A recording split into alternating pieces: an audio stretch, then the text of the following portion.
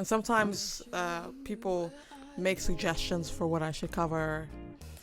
And it was one of the suggestions. And I was like, I love that song. So I decided to give it a shot. It Great song. It ended up doing really well.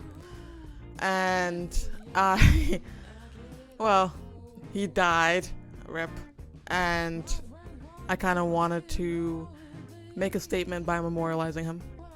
And so I went to Hanley Rose Studios, put that time in. Well, it's a beautiful rendition. I really have been enjoying it. And you have a music video for it. I do. Which is super cool. Like, Thank you. I know you had said you shot it on like a really old camera, right? It has that like grainy, nostalgic feel, which is super dope. So like, talk to me about that thought process too, because I love that shit. That's awesome. I don't know. I love that grainy skateboard video look. And I was able to find a camera on Facebook Marketplace, Sony Handycam, which is from the 90s. Uses tape, which is the first time I've ever used anything that uses tape outside of when I was a child.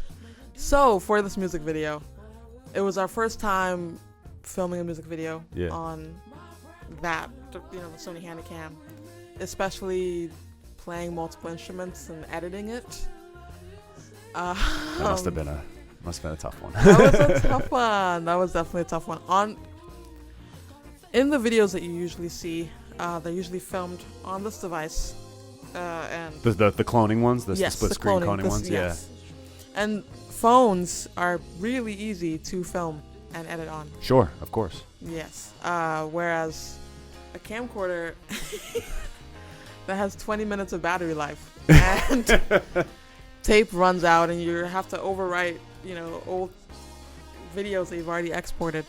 My thought with that would maybe be like if there's almost like that perfectionism that like I'm sure you have, that I have, that a lot of creators have. Like you can't really have that with a camcorder. You got to just kind of like go with the flow and sort of see what happens. So maybe was it relieving in a way, or was it more anxiety ridden in some other ways maybe? That's definitely been a process of mine in the past. I didn't necessarily have it with the camcorder because I had learned it from previous videos where I would try to be a perfectionist, and the videos I was the most insecure about were the ones that did the best. Isn't that so weird how that happens? Because that happens to me too. It's crazy. Yeah. Or the ones you almost feel like you put the least amount of effort in and you can like do the best numbers wise. It makes it's backwards. Yeah, it's totally backwards. The ones you're like, I feel so confident about this. This is it gets like 200 views. Yeah, right.